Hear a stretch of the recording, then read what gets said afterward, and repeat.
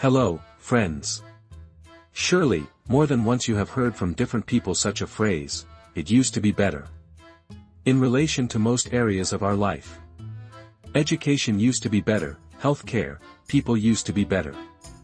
But in our times, people were kinder, more moral, more honest than now. There was not so much crime. And now some horror is happening. These computers, smartphones, televisions, talk shows, violence is shown everywhere, websites, films, pornography are available. It was a different matter before. Let's figure it out, analyze. Is this just grumbling, an attempt to assert oneself? Or is the world and everything around us really getting worse and worse every year? I would like to immediately make a reservation, to make a disclaimer that all the thoughts that I will express in this video, as well as in all the videos on this channel, are a kind of value judgment, that is, the author's subjective idea of life. And in no case do I impose my point of view on you on any issue. So, let's figure it out. Watching my school-age daughters, one of whom is in the 3rd grade, and the other just this year went to the 1st grade of elementary school, I suddenly noticed with surprise that in some ways the school curriculum has become a little more complicated. Compared to the times when I personally studied at school, went to the 1st grade. I remember that time very well, those math problems and examples that were once given to me and which are given to my children today, what a burden falls on their shoulders. Friends, I will tell you that objectively the level of problems, the level of preparation has increased significantly since then. Only one generation has changed. I studied at school in the early 90s. Today, children practically from the 1st grade at the age of 6 all can read and many even write. The level of problems is approximately, comparing, at least a class ahead of what we, our generation of students, once had to solve. This comparison, it seems to me, is quite objective, because we are talking about an ordinary secondary school in the same city, practically on the same street. Modern children already at the age of 6 easily own a personal computer, can install applications on a tablet or smartphone, understand many technical and theoretical issues, and master new information much faster. Logical and objective, because the volume and speed of information turnover has grown and continues to grow continuously. Over the past 50 or 100 years, scientific and technological progress has made a leap, made our life easier in everyday life. Hardly anyone will argue with this. For example, a washing machine, a dishwasher are now taken for granted in most houses and apartments, in most households, and modern people no longer need such intensive work to meet their basic needs, to feed their family. There is no longer a need to grow food for yourself, sew clothes. While feeling nostalgic for the old days, we should not forget that, for example, real disposable incomes of the population, at least in our post-Soviet countries, have objectively grown dozens of times over the past 20 to 30 years alone. Modern people can afford much more real material goods than they could not have until recently. We are not talking about nominal income, but about real income, taking into account purchasing power. Since I was born in the early 80s, I still managed to experience in my childhood the hard times of food coupons, shortages and queues in stores in the early 90s, the consequences of the USSR era. And sometimes, you regret it when someone uses this typical phrase, "It was better before." You regret that there is no time machine and there is no real opportunity to put such people in it and send them to the very time they are so nostalgic for now. At least for a few days. To remind them, so that they feel what it is like when there is no toilet paper, no supermarkets, for example, and any of the basic benefits that are familiar today. All the benefits that capitalism has given us. The fact is that the human psychological system, his central nervous system is designed in such a way that negative and unpleasant memories are pushed out of consciousness, and pleasant ones, on the contrary, linger in memory and rush through time. We remember the period of childhood. We remember the delight, emotions, the surge of dopamine that the simplest things brought us. We remember our youth, our youth. Our brain remembers this joy, this happiness, childhood and youth, when in our youth nothing hurt, our health was good, there was a lot of energy and it seemed that life was filled with meaning, joy, and happiness. We remember moments of happiness, first love, when our children were born. When today, being already at a respectable age, we remember that time, that dopamine and those feelings, then completely objectively nostalgia and a subjective feeling arises that before it was still better. Today, even buying a new cool car or going on vacation to a resort does not bring us as much joy and happiness as buying a simple bicycle or going to the country with parents did in childhood. Thus, we are dealing with a cognitive error, a delusion that makes us claim that everything was better before. The sun was brighter, and the grass was greener. Why is this so? Why is this a cognitive error, a distortion of the psyche, and not an objective reality? After all, we can really evaluate some objective things, phenomena that used to be much better than they are today. For example, the environmental situation. Judging by objective information, according to statistical reports of environmental scientists, man-made industrial pollution in the past certainly had less of a detrimental effect on the environment, on the climate, than it does today. Although even this is not as clear-cut as it seems at first glance. Each individual type of pollution should be considered separately. In those days, for example, when stoves were fired exclusively with coal, the pollution of the atmosphere was much greater than today, when we have relatively clean ways of producing energy, the same nuclear energy and the like. In a word, each specific indicator and parameter should be considered objectively and separately. The same is true for any area of our life. The statement, "it used to be better," is as vague as all generalizations. You can take any area of our life and analyze it specifically, look up the available statistical data, if any, and see. For example, such an unsubstantiated statement is often heard, "medicine used to be better."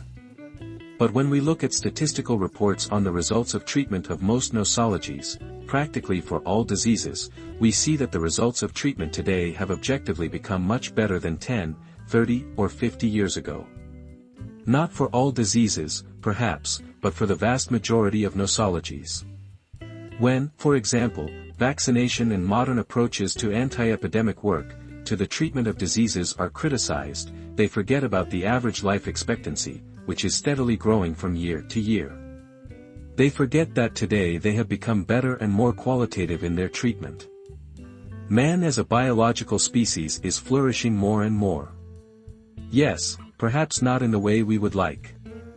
Modern medicine is far superior to medicine in the past, to the medicine of the Middle Ages, and even more so to the medicine of antiquity, ancient Greece, ancient Rome or Egypt. When analyzing quantitative and qualitative statistical indicators, it wins, as football fans say, by a landslide. I am not now reasoning in relation to any specific historical period, but I am speaking specifically about the general trend throughout the history of mankind. With the development of technology, with the development of science and technology, human life is objectively becoming better and better. Today, thanks to the development of science, most people do not experience even a small fraction of the suffering and hardships that they had to endure 50, 100 or 500 years ago. People do not die en masse in childhood from infections, do not itch from annoying insects, do not wash clothes in the river, do not hunt wild animals just to feed their families. The modern service sector, information technology progresses every year. And our children, in turn, will be smarter, more knowledgeable and professional than we are today. On average, of course.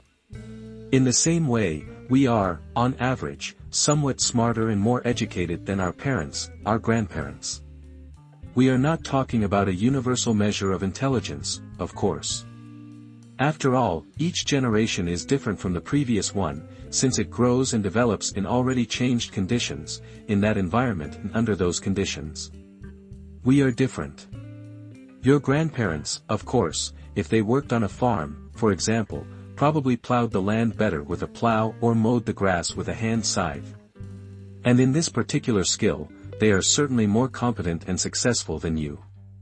But if we take the knowledge, skills, abilities that allow people to progress, improve their lives today, arrange their material life, then, of course, the statement, "it was better before," seems erroneous. The conflict between fathers and children has always been relevant, and older people have always grumbled, tried to devalue their younger generation. Cognitive errors, superimposed on resentment towards the whole world, on a certain characteristic grumpiness inherent in an elderly person, force him to assert exactly this way. To look to the past, not to the future, to be conservative in his views. We used to work, but today's youth are slackers. Just look. They sit on their phones, on their computers around the clock. We worked until we were sweating and bleeding. And now they. In fact, it is very difficult for a person with outdated views of the world, of the economy, to distinguish between the concepts of benefit and value. I talked about this, about the devaluation of some professions, in another video on this channel, which was called, Parasites. What professions are needed and important? A person who works at a hypothetical factory and produces shovels or rakes may think that his product is in demand by the market. But this is not always the case. And now some young programmer at 20 earns much more than those people who work physically, and he, it seems, does not produce anything useful. This is also a cognitive error. In fact, a programmer receives a much greater reward for his work for only one simple reason. Because his product is in greater demand on the market today than the product of that offended person who makes rakes at a factory. The economy has changed, time has changed, people's values have changed, and those who have not had time to rebuild their thinking in a new way, those who, in their beliefs, remained in the 19th century, will simply lose today in this ranking competition. Simply because computer technologies, programming, production of intangible but very useful products for everyone, this is much more complicated, more in demand by people and requires more knowledge, education, more intellectual power. Millions of people can make shovels or rakes, and unskilled labor today has lost its value, uniqueness. The market will not demand such products, or the market is very narrow, already occupied by other manufacturers. A janitor can be offended as much as he wants that he has to get up at 5 a.m. and sweep the yard, while a scientist, engineer or programmer at this time is still sweetly basking in his warm bed and will go to work only at 9 to 10 o'clock. You can shout about the injustice of this state of affairs, but this is the reality, the market definition of the price and value of labor that has developed today. A janitor, no matter how well he works, will not be able to earn as much as a scientist or any specialist with a higher education. If everyone in the world suddenly refused to sweep the yard, then, of course, the situation would change, but for now this work is valued exactly like this. Not everyone manages to understand and accept market relations and capitalism. Therefore, envy and all the reasoning in the spirit of, they don't grow bread on the farm, but they get a lot of money, this is, such a primitive view of the world that does not take into account current realities. Let me remind you that today there are practically no countries left in the world that have not realized the advantages of capitalism as an economic model. We used to work for pennies, but now the younger generation has grown up and does not want to be slaves, to work without the appropriate return. Come on, work like we once did. Since we suffered, then you, our children and grandchildren, must suffer too. Such logic is flawed. But there are other elderly people who understand everything. They say, on the contrary, today we have wonderful youth, free, honest, hardworking. Our children will be better than us, and our grandchildren will be even smarter and even more successful. Yes, they are not like us, they are different, but that is good. I do not argue, of course, there are situations when stupid children are born into a family and they become worse, achieve less than their parents. It is not for nothing that there is such a saying, nature rests on the children of geniuses. But on average, people from each subsequent generation are more educated, more informed and progressive, they work better and more diligently. Check how much and what was produced 30, 50, 100 years ago and compare these indicators with today's. And it turns out that today's young people work no worse, and in many respects better than their parents, their grandparents. I cited medicine and life expectancy only as an example. But offended and grumpy listeners and those who are still not convinced by my reasoning and arguments will try to object, to argue, well, why are you always talking about material things? It's all your damned capitalism and market economy that are to blame. And we have spirituality. What can you say about spirituality? What about morality? In terms of morality, we were better than you, we used to be spiritual. But today, everything is on display, everyone is making faces on the internet, there are sexual minorities everywhere, permissiveness, everyone walks around dressed up, propaganda of sexual relations, murders are everywhere, no morality or ethics. Quad bikes. Total horror. You have probably heard similar remarks from people with traditionalist and conservative views, especially from older people. But now let's just put all emotions aside and try to consider this issue impartially and under a magnifying glass, the issue of morality and moral qualities of a person. Let's analyze it from a historical perspective. Think about it. For example, let's analyze the number of murders per 100,000 people over the past 100 years, for example in the USSR, when, in the opinion of many, there was a lot of morality in ethics, and today, in modern countries in the post-Soviet space. The number of rapes, robberies and other crimes. And we will be surprised to find that there has been no growth at all over the last 20 years. On the contrary, every year there is a steady decline in many of these indicators. A decrease in crime, a decrease in the number of murders, rapes, serious crimes. It is difficult to explain why this is so. There are opinions, hypotheses that passion for computer games, smartphones, viewing aggressive, sexually related, frightening content, the same pornography, for example, on the contrary, all this can affect the decrease in real crime rates. The sublimation of real crimes in the virtual world contributes to the fact that, on average, people become more law-abiding and do not commit crimes. Because maniacs, thieves, murderers, who, in the absence of emotional release on the internet, will certainly implement their criminal plans, but in real life. Thus, the fact that people sit for hours on smartphones, in the virtual world, vent their anger on the internet, write angry comments on various sites, all this, paradoxically, can only contribute to the reduction of real crimes. And this is evident from the statistics. And all subjective reasoning about morality, about the fact that people used to be more humane, moral, fade against the background of real numbers and real events. Yes, in the old days, people might not have known about such a number of crimes, because there were not so many mass media. Nobody knew about this and the illusion of the absence of crime was created. Today, when every high-profile crime is in sight, when people talk about it on social networks, on the internet and on TV around the clock, a false impression is created that there are many more crimes today. In fact, this is not so. There are fewer of them in many areas. People have become kinder, more honest, people steal less, kill and rape less than previous generations of people did. The richer the population has become, the more merciful it has become, the more people donate to help other people, show empathy. The number of charitable organizations is steadily growing every year. Even in a relatively recent historical aspect. Back in the 80-90s, it was impossible to leave your car unattended on the street, since badges, emblems from imported cars were stolen, license plates were stolen. According to statistics, poor people are less humane, less tolerant of others, since the struggle for resources with unmet basic needs brings a person closer to an animal, and moral values can recede into the background. And today, for example, new stores are opening in Minsk that are completely devoid of sellers, and technology allows, by installing a special application, to pay directly with a card, simply taking the goods from the store's shelf. Today you can go into any city yard, any public playground.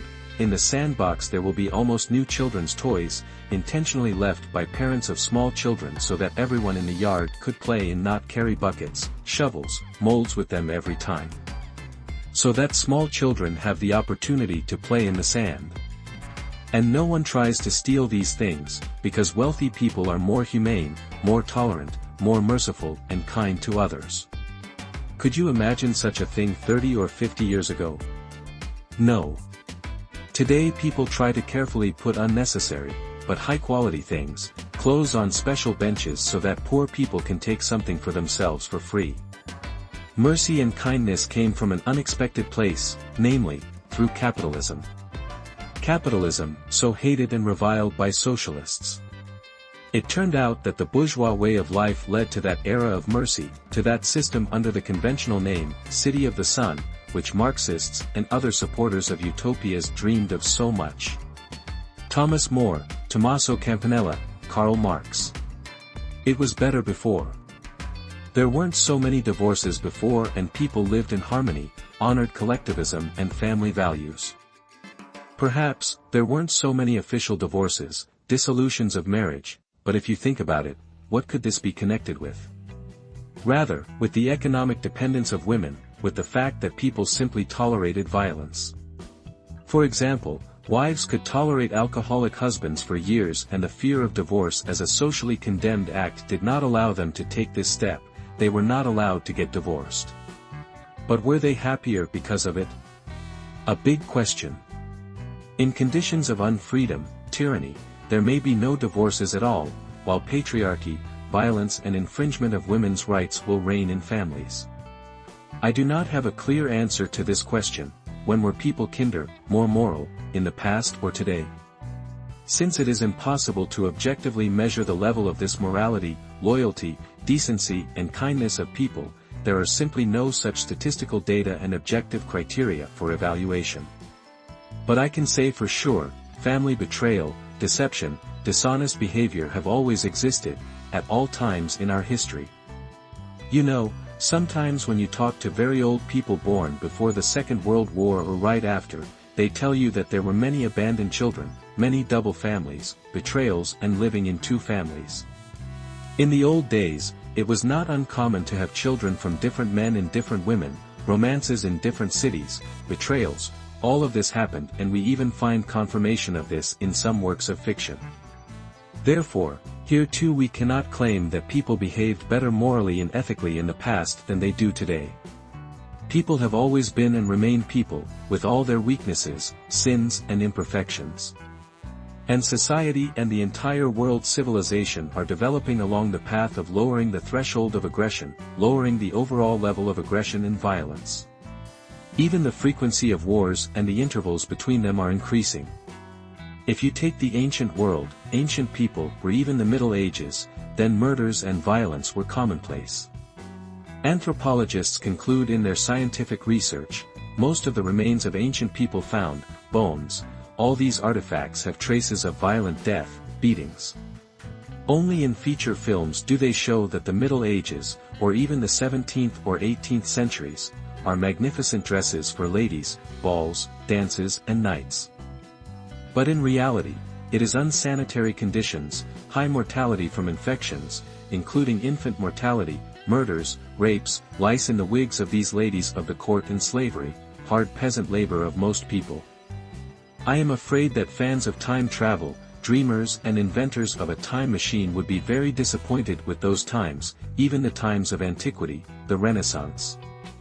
Not at all what is romanticized, described in works of art and shown in films.